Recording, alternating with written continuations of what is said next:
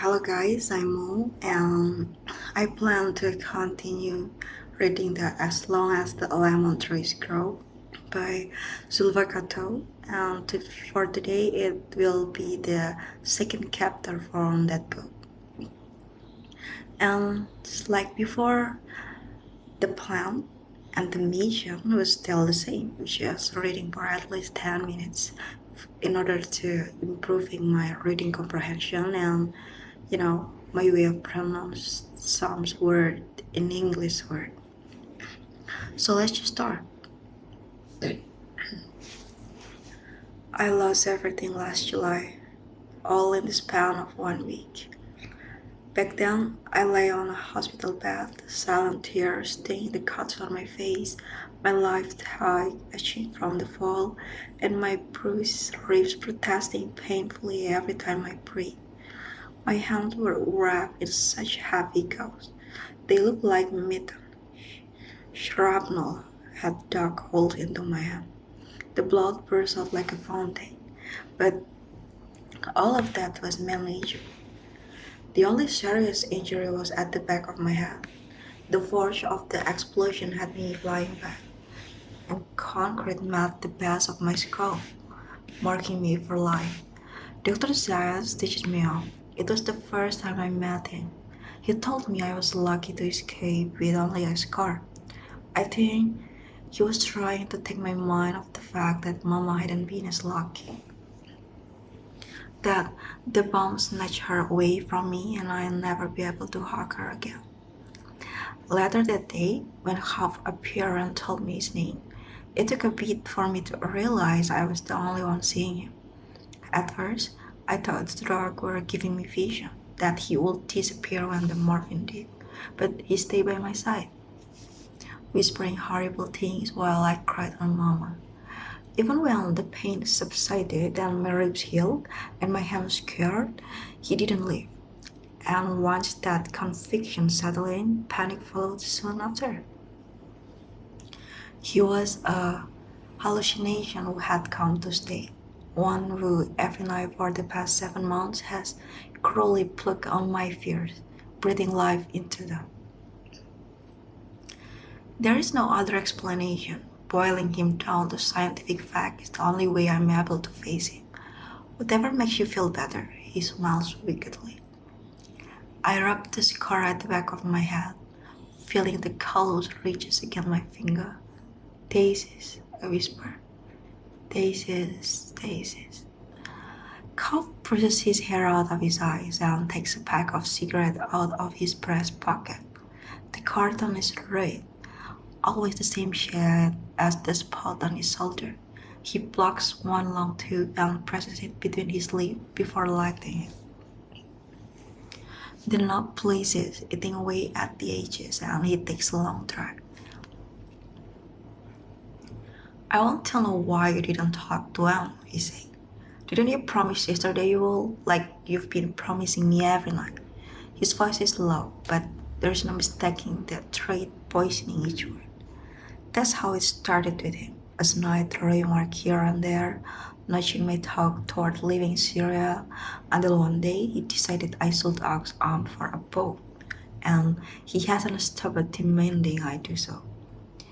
Sometimes I wonder how my brain could conjure someone like him. A drop of cold sweat trickles down my neck. Yes, I managed to answer. He taps the cigarette and ash falls to the floor, disappearing just as it should hit the ground. What happened? A 5-year-old girl with curly brown hair died from a sniper shot to the heart while I saved her older brother from sepsis. I am needed. I I couldn't. His eyes narrowed. You couldn't? He repeated dryly. So I take it you want to be crushed under this house, alive and broken and bleeding. No one coming to save you because how could they? Muscles atrophied by malnourishment as yours are can barely lift bodies, let alone concrete. Or maybe you want to be arrested, taken to where your Papa and Hamza are, raped and tortured for an answer you don't have. Have the military dangled that as a reward and not a punishment. Is this what you want, Salama? My bones shivers. No. He blows out one last trail of smoke before grinning the cigarette under the heel of his Oxford suit. Then he crosses the threshold and stands in front of me. I raise my head to look at him. His eyes are as cold as the around his river in December. Then Cullen isn't going to cut it, he said. You promised you will ask Anne for a boat today. And 3 times he passed it by, and you didn't. His lips pulled into a thin line, a muscle working in his jaw. Or do you want me to go back on my deal? No, I shout. No. One step of his finger and he could completely alter my reality, unleashing hallucination upon hallucination, showing everyone that the exterior I've put up is nothing more than brittle twigs against a strong wind. Dr. Ziyad wouldn't let me work at the hospital anymore, not when I could be a danger to the patient. I need the hospital. I needed to forget my pain, to keep my hands busy so my mind doesn't scream itself hoarse, to save lives. Worse, I'd be piling more worries and anxiety on Layla, affecting her health and the babies. No, I'll endure it all for her. I'll drown in my tears and offer my soul to him if I can keep Layla safe in the knowledge I'm alright. And so, Kof has promised to keep to himself during the day and contain the terror that he showed me to the night, far away from anyone else's eyes. An unkind smile tilted his lip upward. This is your last chance, Solomon, and I swear to you, if you don't ask him tomorrow, I will tear your world apart. Anger awakened between the heartbeat of fear. My subconscious may have me under its thumb, but it's my subconscious. It's not that easy, how? I hissed, shaking away the look on the boy's face when he held his little sister in his arms. Her body so small. Anne might not have a boat, and even if he does, the price will be so high we won't be able to pay it. So then, the only way out would be to walk out to Turkey, making us a perfect target for the military. That is, if Layla survived the walking. His eyebrow curled up in amusement. Why are you choosing to ignore the promise you made to Hamza about getting Layla out? Your conflicted feelings about the hospital are causing chaos in your heart. Point is, you made promises and you are backing up. All of this babbling is nothing more than excuses to keep your guilt at bay. What price wouldn't you pay for Layla's safety? I look away and dig my hand into my pocket, sinking into the mattress. This memory, you strengthen, smirking, should solidify your decision. Before I can scream, he snapped his finger. The rich smell of mint and cinnamon stewing in a broth of yogurt and meat invades my nose, and I'm overwhelmed with nostalgia. I hesitate for a second before opening my eyes. When I do, I'm no longer in my musty room but back home. My home. The kitchen is exactly how I remember it. The marble walls altered between beige and cheddar brown were hanging from show Arabic calligraphy and painted golden lemons. The storage space beneath the counters held also saucepan and pot, neatly stacked. A white satin cloth embroidered with lily straps over the kitchen table. Around the table stand 4 wooden chairs, and on top of it, orchids sprout out of a crystal vase. Blue orchid I bought for a visit that was supposed to happen later that day. Today, I always bought blue orchid when we had a social gathering. I finally turned to my left, where Mama stand beside me, her eyes on the sis barrack, stirring the pot with a wooden spoon, all the while her lips moving in prayers. Keep them safe, she whispered. Keep my men safe. Bring them back to me alive and well today. Protect them from those who wish them harm. I am rooted to the spot, my heart tearing in two. She is beside me. A few silent tears trickle down my cheeks, and the need to throw myself into her arms overwhelms me. I want my mama. I want her to soothe away my sadness and kiss me while calling me Omri and Tiburini, my life and bury me. Instead, I gently poke her arm. She glances up with bloodshot eyes, distracted before a tired smile appears on her lips. And I can see how this war has drastically changed her. Her face, which never seemed to age beyond 35, is weary with nervous, and the roots of her amber brown hair are gray.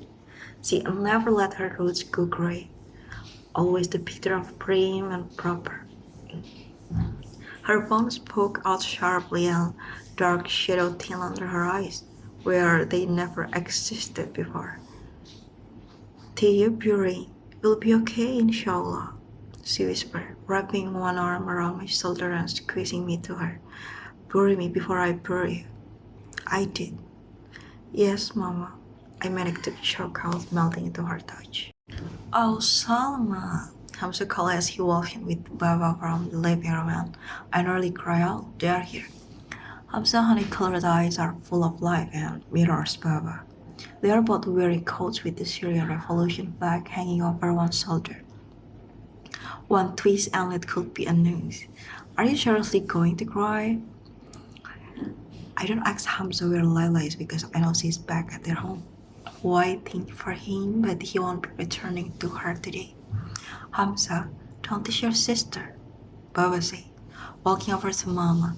She immediately engulfed him in a hug, and he wrapped his arm around her, murmuring something in her ear. I can't bear to see this, so I turned away. You are leaving now? I asked Hamza, my voice breaking, and I have to tilt my chin up to look at him. I haven't done that in 7 months. He smiled softly. The protest is happening after the prayer, so we need to get there early. I bite back the urge to wail. He had just turned 22, freshly graduated from medical school, and had applied for a residency at Zaytun Hospital. He didn't know he was going to be a father. Would that have stopped him from joining the protest? Don't go, I stammered. Maybe this hallucination can end well. Maybe I can change this. Please, you and Baba, don't go today. He grins. You say that every single time. I grabbed his arm tightly, my eyes memorizing his faint scrawl of the dimple in one cheek that appears when he smiles. This is the last memory I have of my brother. With time, memories distort, and I know I'll forget his exact features. I'll forget Baba's brown hair, streaked with gray, and the gentle twinkle in his eyes. I'll forget how Hamza is at least 2 heads taller and that he and I share the same shade of brown hair.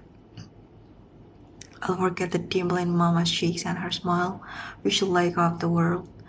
Our family photos are buried under the rubble of this building, and I'll never get them back.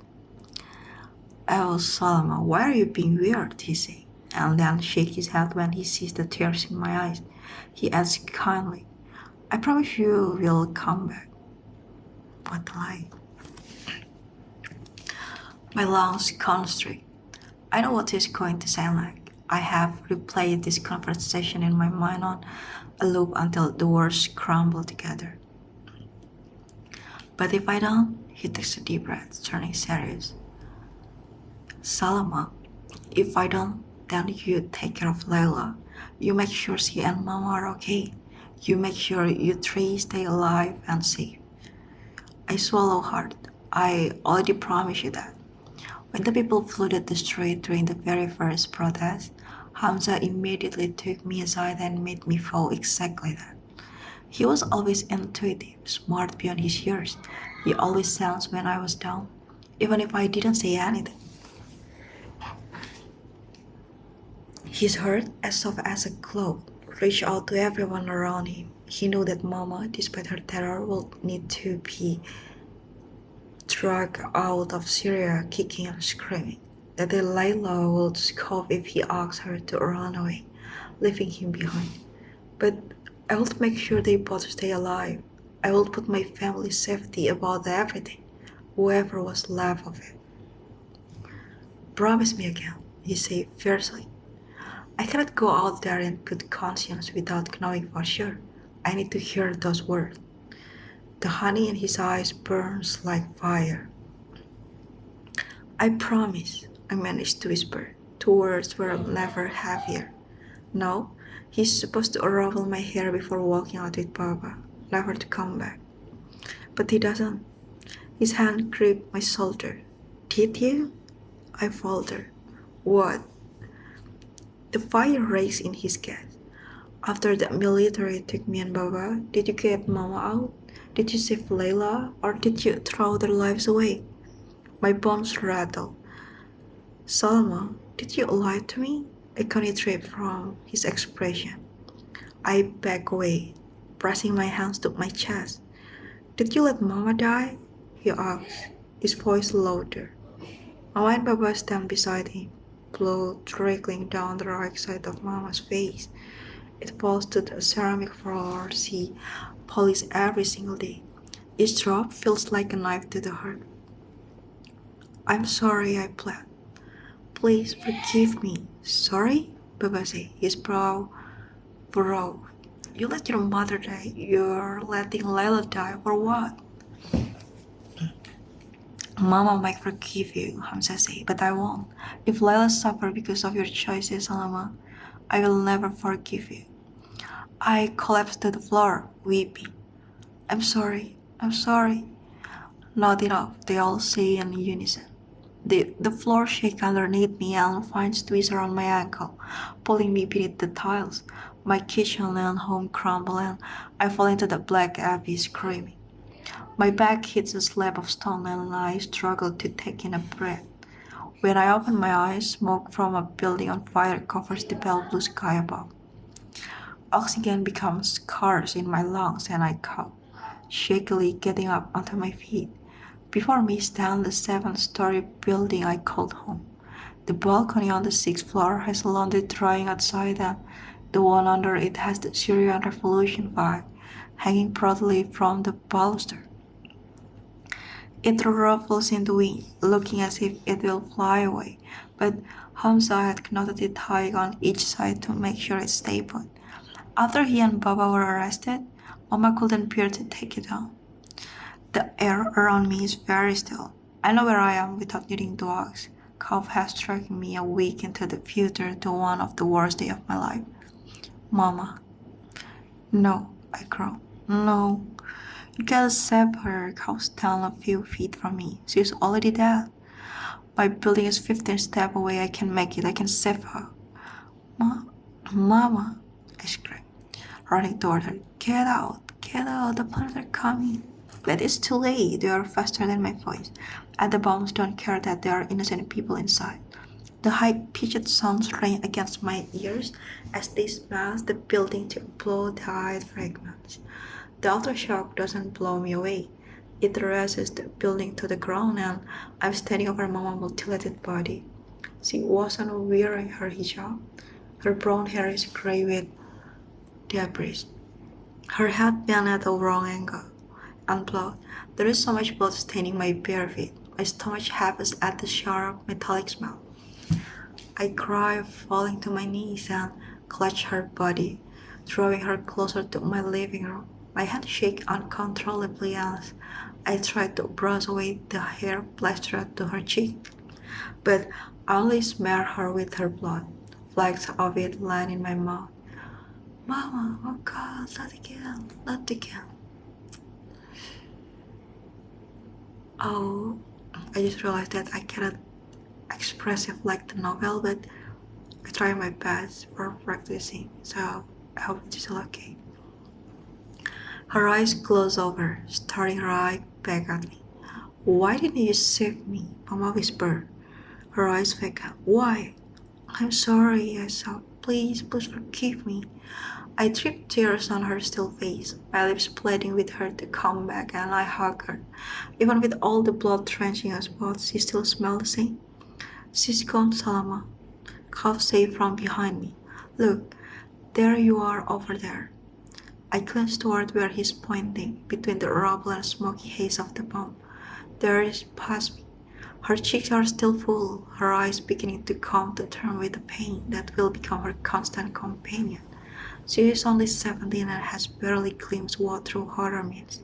She caught her clothes and hijab torn, trying to crawl toward Mama corpse before her muscle give way, and she falls to the ground, unconscious. Anger and sadness intertwined through my heart, lashing to my deteriorating bones. That's enough, I pant, pressing Mama closer. Take me back. Katouh crosses beside me, wiping a drop of blood from my cheeks and smile. The rubble doesn't come near him. His clothes are untouched. Yet, the red spot on his jacket shoulder have grown. And I don't know if I'm seeing things, but they seem to be leaking down these levels. He snapped his finger and I'm back on my bed, all traces of sweat and blood gone. I blink, staring at my chafed, scared hand, unsettled by the sudden disappearance of Mama from my embrace.